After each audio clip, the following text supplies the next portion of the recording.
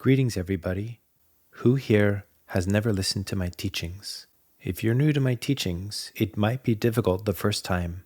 It's only hard because you're unfamiliar. But actually, it's not that hard learning the truth about ourselves. Dhamma practice is not a mystery. Don't let it intimidate you.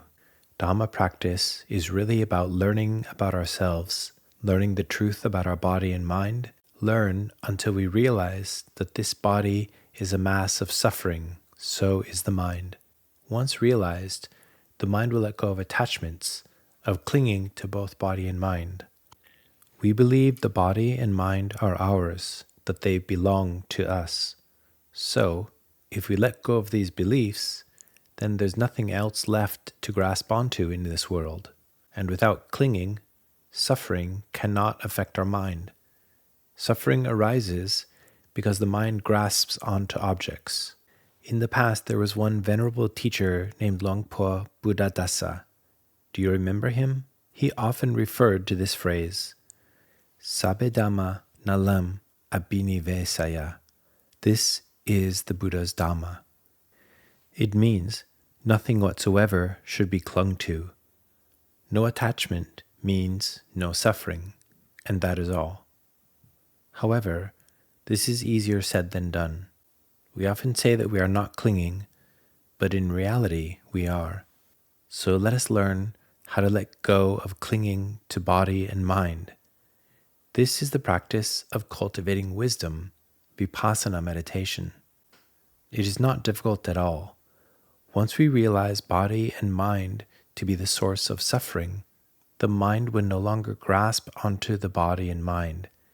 The mind will gain insight of Dhamma, which is natural, sublime, pure, and blissful, Nirvana. Nirvana is not a utopia that doesn't really exist. That isn't the right idea. Nirvana is a natural state. It's real and it is present right before us. It's a state of bliss. Its true characteristic is peacefulness, but our mind is not peaceful. It is restless. It runs wild, obsessed with desires. Such poor quality of mind cannot experience the sublime nature of nirvana. But if we keep learning Dhamma, we will move closer to nirvana. At some point, we may experience nirvana with our very own mind. It is not beyond the capability of ordinary people to attain it if they know how, and keep practicing with right effort. Born as human beings, our lives are filled with obstacles and struggles. And for what? To rid of suffering and seek happiness from childhood until we get old? Every day, we struggle to earn a living. As students, we have to study. As grown-ups, we have to work. If we get sick, we have to get treatment. We do these things to avoid suffering and seek happiness. From childhood, we look for happiness and flee from suffering, but we never find true happiness. The happiness we have is never enough. Suffering always follows us. When hungry, we eat something to temporarily alleviate suffering. A few hours later, we are hungry again. Our body is full of suffering that keeps pressing on us. When there is desire, there is suffering tormenting the mind. Our body and mind are always afflicted with suffering. Desire arises in the mind all the time. Whenever it arrives, suffering will follow. Why do we have to live our lives in suffering like this forever? Those who haven't heard the Buddha's Dhamma have no choice but to remain submerged in suffering. As Buddhists, we have the opportunity to listen to the Buddha's Dhamma. We must not take this for granted and need to make the effort. Why do we have to be submerged in suffering forever? We have to set the goal that one day we shall be free from suffering. Initially, we don't have to reach the fully enlightened Arahant state. The first goal is to reach the first stage, the stream enterer. A stream enterer is guaranteed to become an Arahant one day. they will not fall back to any lower realms. So first, try to attain this level. Reaching the stream entry stage is not very difficult. During the Buddhist era, a high number of Buddhist laymen attained stream entry. Were they smarter than us? No, they were not smarter than us. But the Dhamma they heard was of the best quality. With less virtue, we listen to Dhamma of poorer quality. Some misinterpret the Dhamma, while others listen to the wrong teachings. Buddhism here is now contaminated by many incorrect teachings that are deviated from the Buddha's.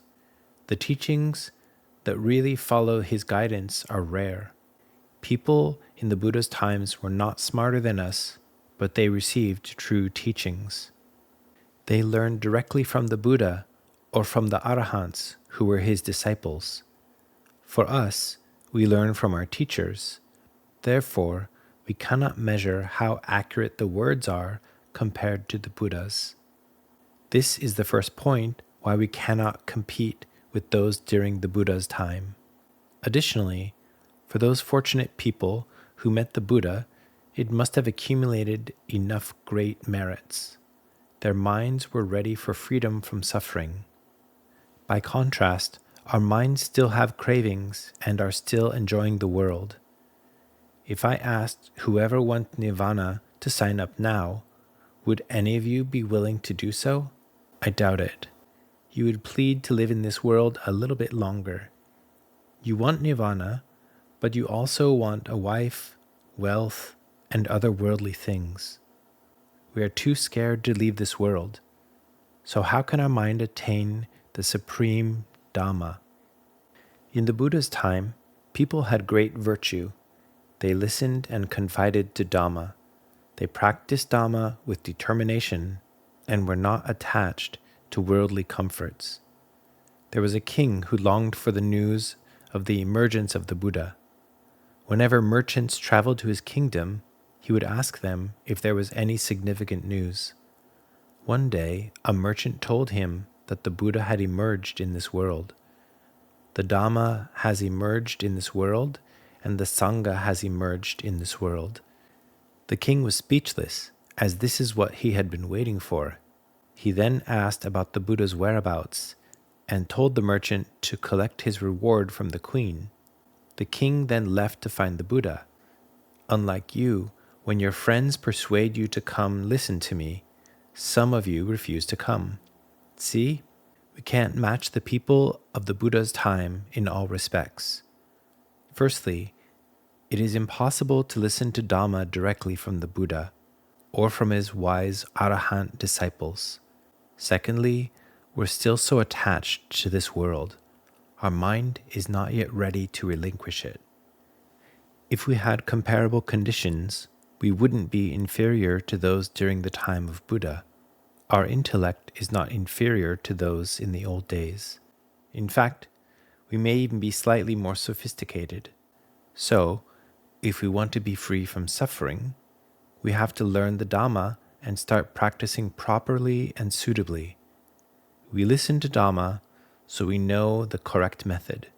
Once we know how, we have to keep practicing relentlessly. Eventually, we will succeed with our practice. Wisdom will arise. Our practice will lead to wisdom, enabling us to see the truth about body and mind. Once we can see the truth about body and mind, we will know that they are not special, worthy of grasping onto. But those without mindfulness, without wisdom, will feel that the body is so good, so special. We will want our mind to be happy because we value it highly. Only with great wisdom, we will realize that the body is full of suffering. Suffering is pressing on it constantly. The mind is always changing, uncertain, and uncontrollable. We want it to be happy, but it won't comply. We push away suffering, but it's still there.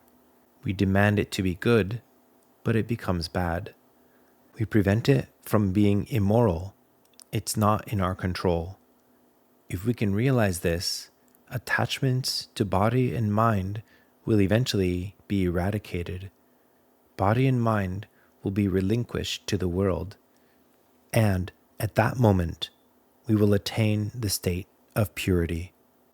The method of gaining wisdom, observing the body and mind, must be learned.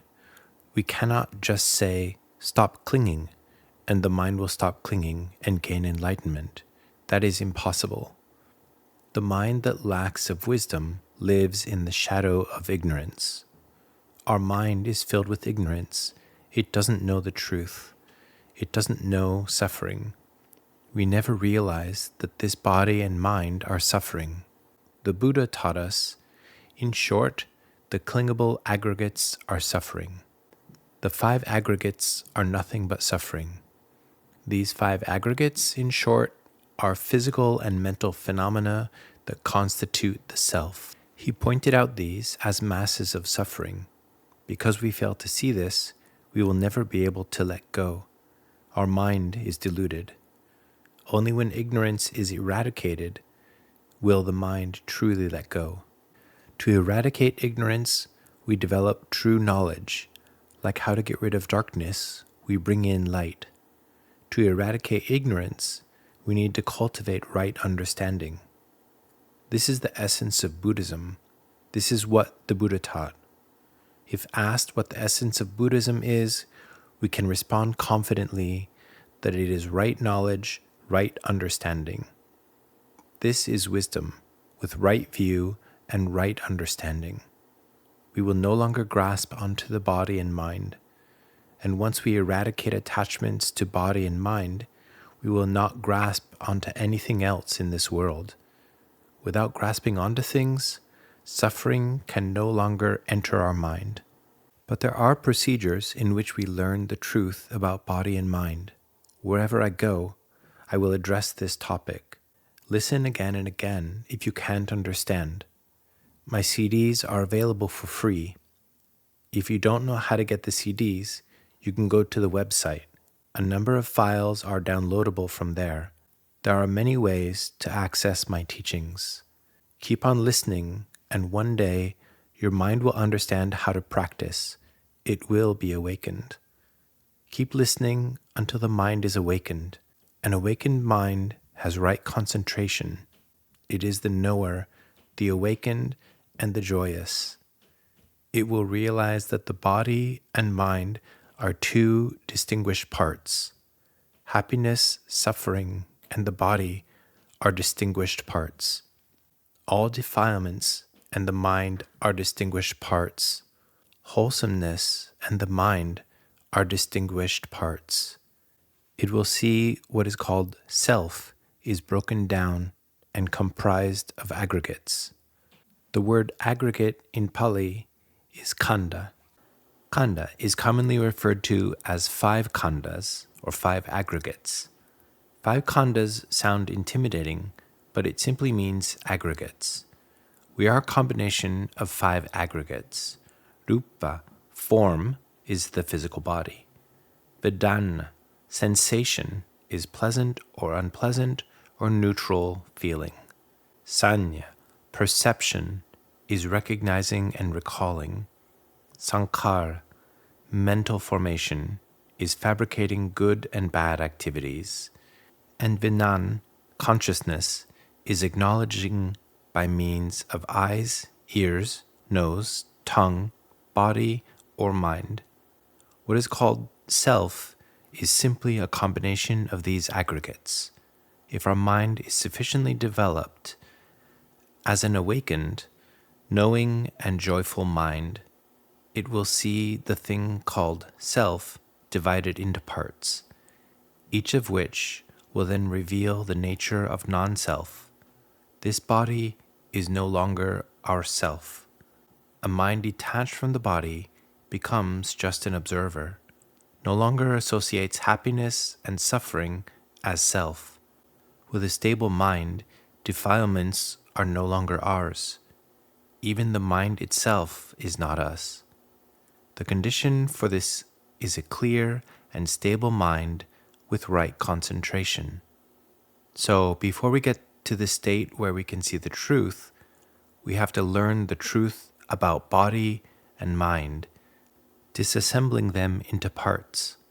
Our first job is to bring the mind to this level of maturity where it's ready to learn. Cultivating such a mature quality of mind is citta sikka, down then up, or training in high mentality. Citta sikka precedes panya sikka, or training in higher wisdom. We have to train the mind first. This is very unfortunate. Many Buddhists do not pay attention to citta sikka. They go straight to develop wisdom. Many do sitting meditation, thinking this is the way to train mentality. This is all wrong. Gaining stillness through sitting meditation doesn't improve the quality of mind to cultivate wisdom. There are many kinds of meditation which we must know through learning about our own mind or citta sikka. Be diligent. In conclusion, before we can cultivate wisdom or see the truth about body and mind, we have to first train the mind to a mature level. If our mind is not mature enough, we cannot cultivate real wisdom. It would either be over-focusing on the body and mind or lost in thoughts. If it doesn't drift away in thoughts, it would be over-focusing.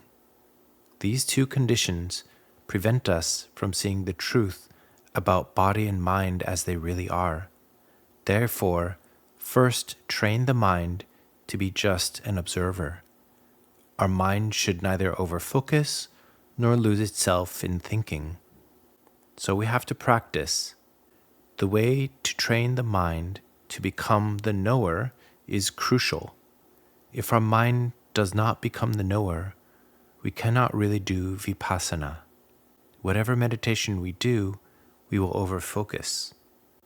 In breathing meditation, for example, instead of cultivating wisdom by seeing that the body breathing is not the self, we would over-focus on the breath and induce stillness.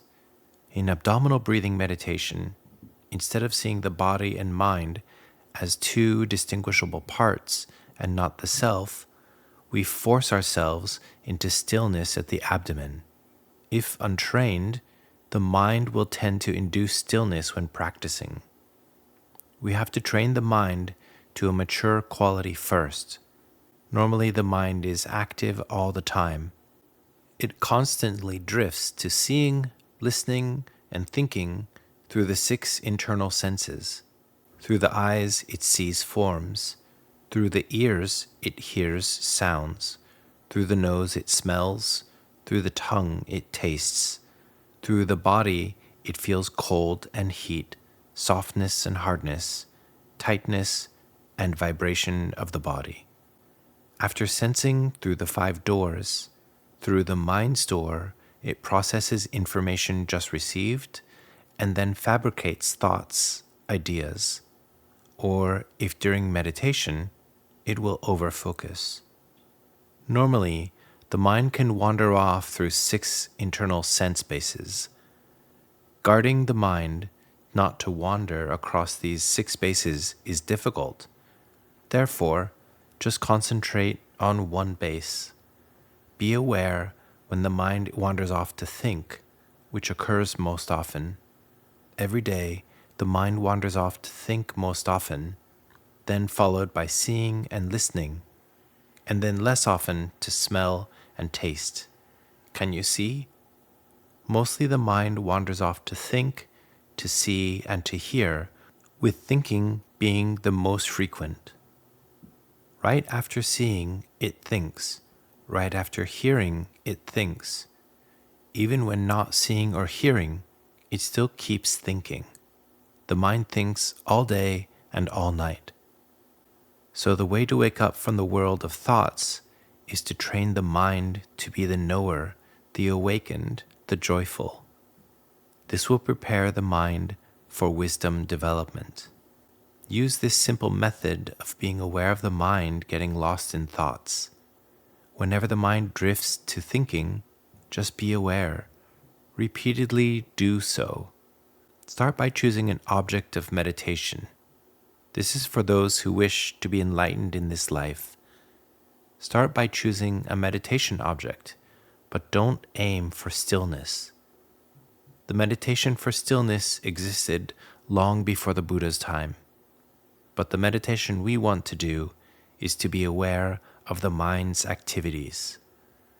We can do breathing meditation, see the body breathing in and breathing out. The mind is just an observer. Practice like this. When it wanders off, be aware. When it focuses on the breath, be aware. This is for those who like breathing exercises. It is incorrect to do breathing exercise and become drowsy, still, or calm. That kind of concentration existed before the Buddha's time.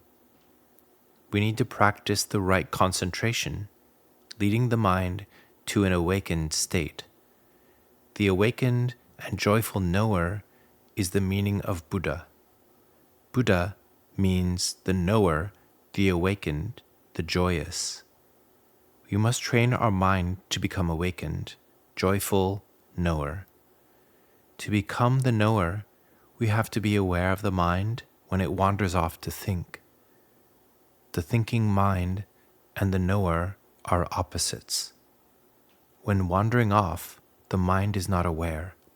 It will lose itself in thoughts. For beginners, when mindful, thinking will stop right away. But with experience, the mind can think without getting lost. Thinking without getting lost is different. In the beginning, once we think, we become lost in thoughts. First, choose an object of meditation. It could be chanting Buddho, Buddho, Buddho. When your mind drifts away, be aware. While chanting Buddho, if the mind over-focuses or stays still, be aware. Breathing exercises also work. Breathe in and out comfortably with awareness. Let's try it now. Breathe comfortably and be aware. Just feel that this body is breathing, but don't over-focus. If you over-focus, the mind will be stressed and stiff. Just be aware of the body breathing. Be constantly aware, and when the mind wanders off to think, know it. Or it focused on the breath, be aware that the mind is over-focusing. Whenever the mind drifts to focus on the thought or the breath, just know it.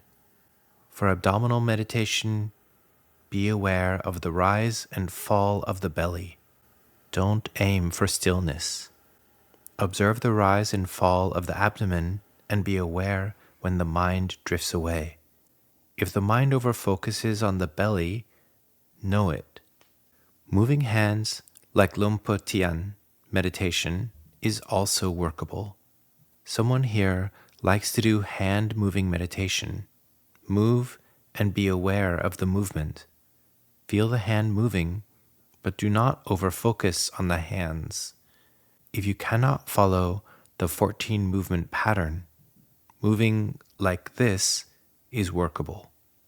Actually, it can be any movement. Move the hands and be aware. When the mind wanders off to think, be aware. If you over-focus on the hands moving and feel stressed, be aware. All these practices are based on the same principle. Pick any meditation object that suits you. Do not aim to fix your mind at the object of meditation. The goal is to be aware when the mind wanders off. If the mind fixedly focuses at the object while practicing, be aware. Lost in thinking, know it. Over-focusing, know it. Keep practicing like this. The mind that wanders off to think is the mind that is dominated by defilements. It falls into extreme ways of indulging in defilements. It is sensual indulgence, kama sukha yoga, which is not the middle path. Over-focusing on a certain object is the other extreme, coercing the body and mind. Coercing the body and mind is called self-mortification, Atagilamantanu Yoga. Focusing the mind is also not the middle path. The middle path is seeing things as they truly are. So be aware of the mind when it wanders off or overfocuses. Know when it is too tense or too relaxed. Awareness truly will gear the mind towards the middle path. This point is very important. If the mind does not learn to be the knower, it will drift to one of the two extremes, either thinking aimlessly or over-focusing on an object. The mind that is at either extreme cannot truly cultivate wisdom. It is not the path taught by the Buddha. He taught us the middle path, not that of the self-indulgence, nor of self-mortification approach that forces one to be stressful, torturing body and mind. To sum up, pick an object of meditation and be aware of the mind. This is the training that awakens the mind, leading to the middle path. Before cultivating wisdom, we have to train the mind to walk the middle path first. Without walking on the middle path, we cannot truly cultivate wisdom. Take Prince Siddhartha as an example. Before defeating defilements, he learned how to walk the middle path. According to the Tripitaka, the prince heard Indra playing an Indian lute. If the string is too tight, it will snap when plucked. But if it is too loose, it will sound dull. When properly tuned, the sound will come out perfect. He then realized that walking on the middle path is the way. The middle path is to know things as they are and not forgetting the self. When forgetting the self, we forget about our body and mind. When absent-minded, we are lost in thinking. Sometimes we don't even know what we are thinking of. Less extreme is when we know what we are thinking, but still busy thinking. While thinking, we forget about this body and mind. This is falling into the self-indulgent category. Defilements make the mind scattered.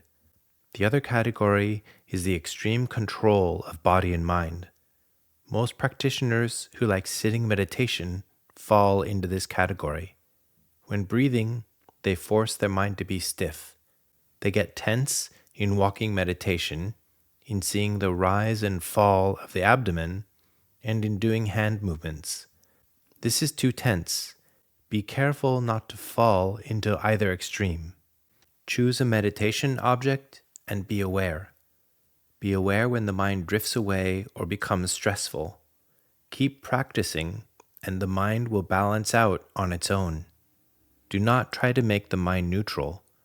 Do not try to manipulate the mind to enter the middle path. Be aware when it is not on the middle path. Just know it. It will enter the middle path automatically. This is truly amazing. Forcing awareness, the mind will be distorted. With intention, the mind will be too stiff. Can you notice that when meditating, our minds become heavy and stiff? This is the path of extreme control. Simply know it. Be aware. Just feel it. You can use breathing meditation. In breathing, know when the mind wanders off or overfocuses. In seeing the abdomen rise and fall, observe comfortably. Know when the mind wanders off to think or overfocuses. In walking meditation, see the body move. The mind is just an observer. When drifting away, be aware that the mind wanders off to think. When the mind is focused on the feet or the entire body, know so. The mind will be free from the two extremes and become balanced. This is how to prepare the mind for development of wisdom. I have practiced since I was 7, doing concentration meditation, samadhi. What I practiced then was for stillness. I used breathing meditation. I chanted Bud, breathing in, Do, breathing out, and counted 1, Bud, breathing in, do, breathing out, and counted 2. I kept counting until 100, and then I restarted at 1. My master taught me to count only to 10. After 10, he told me to count backwards, 9, 8, 7, but it was too difficult as a child. So I counted from 1 to 100, and once done, I started over again. This was my personal technique. You'll see what suits you best.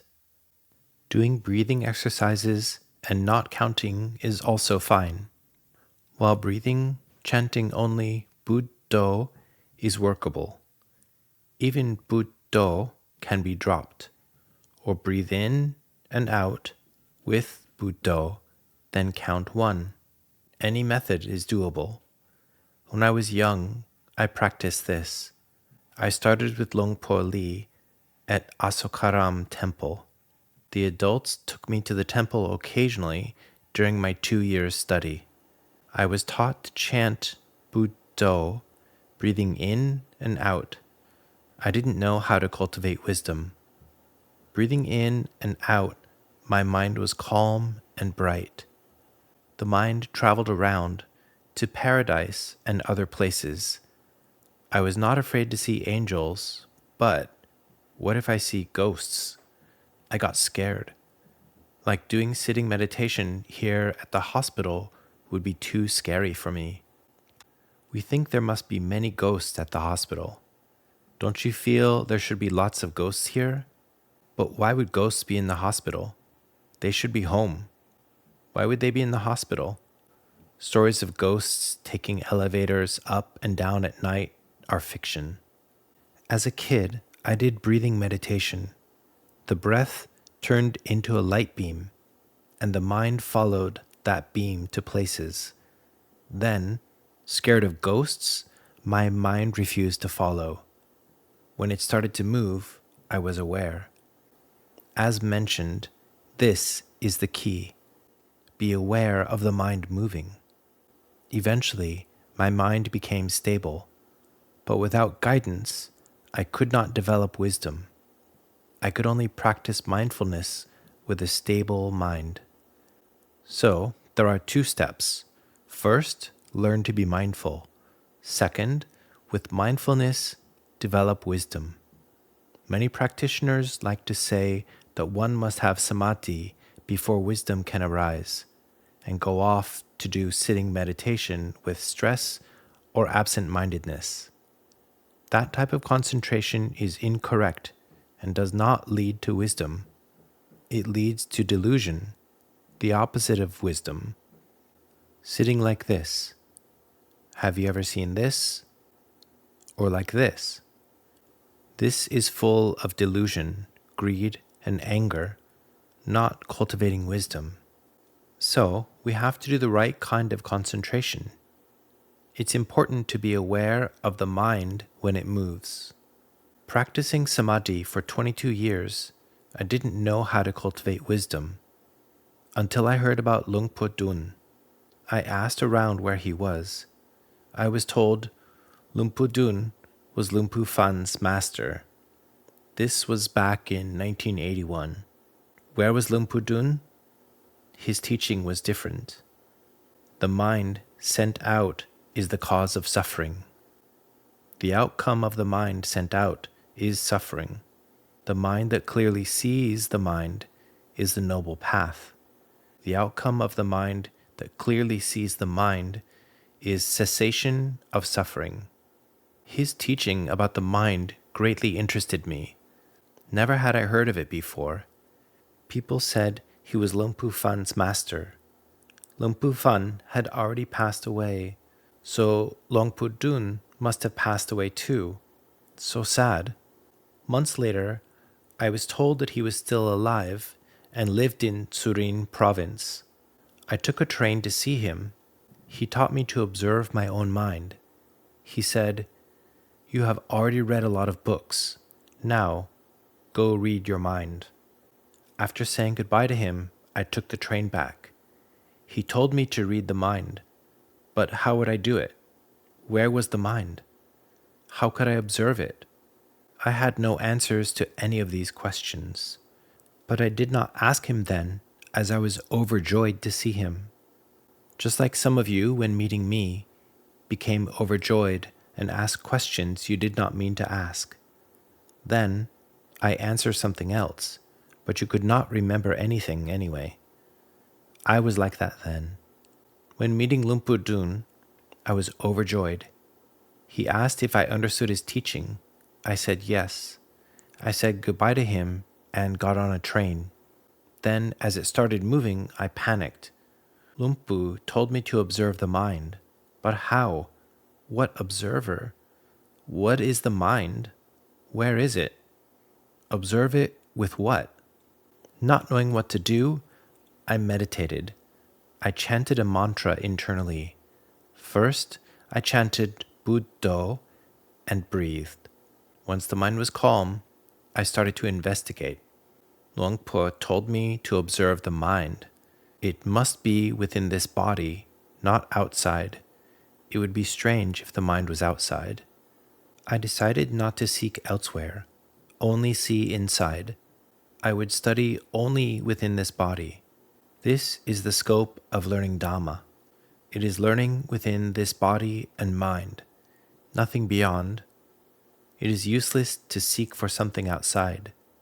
This conclusion did not come from my masters. My mind concluded on its own. With a calm mind, I started to observe as instructed. The mind must be within this body, not anywhere else. From then, I would not learn anything outside this body and mind.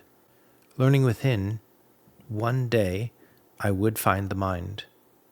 Before the train arrived at Bangkok, I chanted internally, in Pali, Buddho, Susuddho, Karuna, Mahanavo, the Buddha, well purified, with ocean-like coils, and the mind saw those thoughts arose. Once the mind was aware of the thought, it was free from thinking and became mindful. Gaining such mindfulness allows me to be able to show you how. Just know it when the mind drifts off to thinking. If you're aware of the mind thinking, mindfulness will arise. I gained such knowledge by doing it on my own. I rechecked with many great teachers. They all agreed this is the way. Luangpa Tien said, knowing the mind drifting to thought is the starting point of mindfulness practice. The mind will become the knower. Once the mind became the knower, I realized that I know this from before. As a kid, doing sitting meditation, my mind also became the knower. That means a stable mind can be obtained after sitting meditation. Being aware of the mind movement is just another approach. So we have to practice until the mind becomes the awakened, joyful knower. Once the knower appears, we will be able to develop wisdom. Otherwise, freedom cannot be developed. The mind will either drift to thought or overfocus. Your homework is to pick one meditation object. I have been practicing since I was a layman. My mind is the knower almost all day long. With mindfulness, the mind observes the body that is standing, walking, sitting, or sleeping. Not over-focusing, the mind is relaxed and happy. I used to work for a government office. I could smile all day long. People thought I was strange because I would smile no matter what. I couldn't help it. I was happy. My mind was stable and concentrated. Do any of you know of Luangpu Sim Buddha Karo? He always called me the knower. It was nothing special. I was just being mindful. Once we are mindful, the next step is to develop wisdom. We have to learn how to develop wisdom. To cultivate wisdom, we start with a mind that is constantly aware. Be mindful whenever the body moves. The steady and clear mind with samadhi is the observer. When happiness, suffering, wholesome or unwholesome states arise, mindfulness knows that something fabricated has arisen. The mind remains as stable as a watcher, seeing all fabrications. It will know that happiness, suffering, wholesome and unwholesome states are not the mind. They are just fabrications, observed by the mind. The body moves, the mind observes. Body and mind are two distinguishable parts. When the aggregates are separated, wisdom can be cultivated. Ajahn Mahabua taught, if one cannot separate the four elements or the five aggregates, do not claim that one has developed wisdom. That is impossible. This is in line with the scriptures, which states that the first level of wisdom is Nam Rupa Paricheda Nana, or the ability to separate the body and mind. The body that moves is Rupa. The mind that observes is Nam. Rupa and Nam are two distinguished parts. Keep practicing like this, and the mind will be able to discern with further detail. The body can be finely distinguished. The material body that we see is what the mind observes. If we analyze further, we see that the body is composed of elements: earth, water, fire, and air. This is distinguishing the body into four elements. The mind can also be discerned further. Happiness and suffering are not the mind. They are Vedan Khand. Recognition of things is not the mind. It is San Khand. Wholesome or unwholesome states are fabrications and are not the mind. They are Sankhar Khand. Mental phenomenon that arises and falls away, and the sense organs, eyes, ears, nose, tongue, body, and mind, are Vinyan Khand. So the body can be separated into elements, while the mind can be separated into five aggregates. The five aggregates are Vedana, or happiness and suffering; Sana, or perception; Sankhara, or mental formation; Vinyan, or consciousness; Rupa, which are the mental phenomena that arises at the eyes, ears, tongue, body, and the mind. Once we can separate these, there isn't much else to do but just observe. When aware of the body, the mind is just an observer. When aware of the body, we'll see that this body is not self. When the mind is clear and stable as a watcher, it will be aware of happiness and suffering that arises. It will see that neither happiness nor suffering is self. The mind is clear and stable as the watcher. When wholesomeness or unwholesomeness, like greed, anger, or delusion arises, and the clear and stable mind is aware, it will gain insight that neither greed, anger, nor delusion is the self. By witnessing mental phenomena arise at different places, and as a result of seeing, hearing, smelling, tasting, touching, or thinking, we will realize that the phenomena that arise at the eyes subsequently fall away. Similarly, phenomena that arise at the ears will fall away.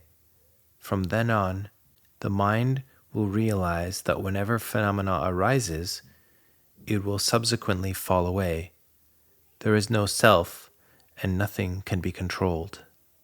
We cannot force consciousness to arise only at the eyes or only at the mind. Now, try to look at me without thinking. Don't think. Can you see that you are all thinking? You cannot control thinking, and this is the truth. This is called anatta, or uncontrollable. Anatta means it is not under our control. Stop thinking. See? You are thinking. Some try to stop thinking by suppressing the mind, over-focusing, thinking how to stop your thoughts. In the end, you will realize that it cannot be controlled. With a stable mind, when aware of the body, we will see it is not us.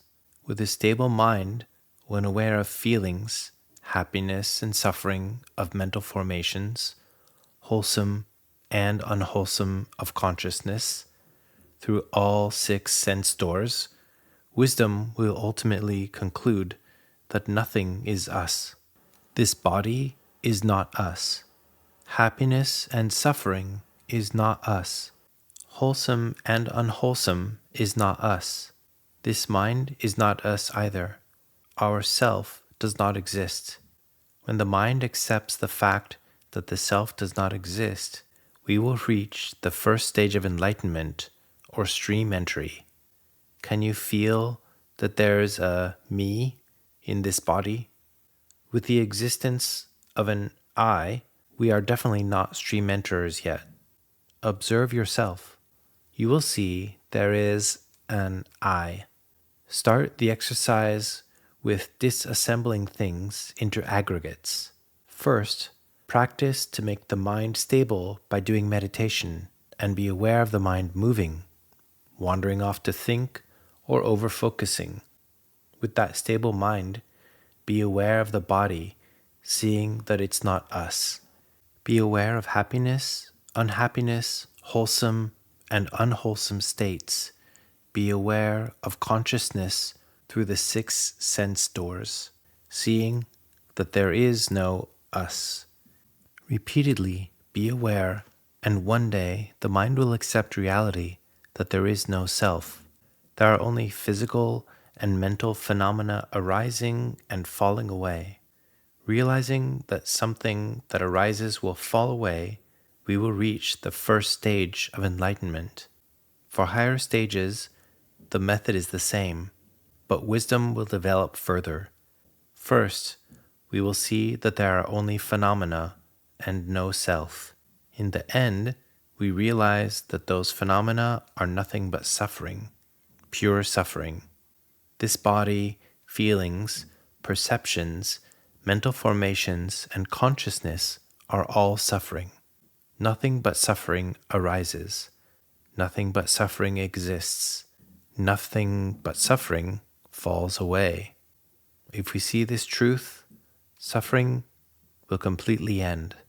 Body and mind, matter and mind will be given back to the world. There will be no more clinging to anything. This is the roadmap to the noble path. We will see each have to try it on our own. Enough talking for now. If I teach more, you will fall asleep. But it seems nobody is sleepy now. Well, there are a few who fell asleep, but that's okay. It is normal. The food is taking its effect on you. You can be sleepy, but 90% of you are still awake. Go and practice on your own. Practice for a stable mind first. With a stable mind, observe the body and mind working.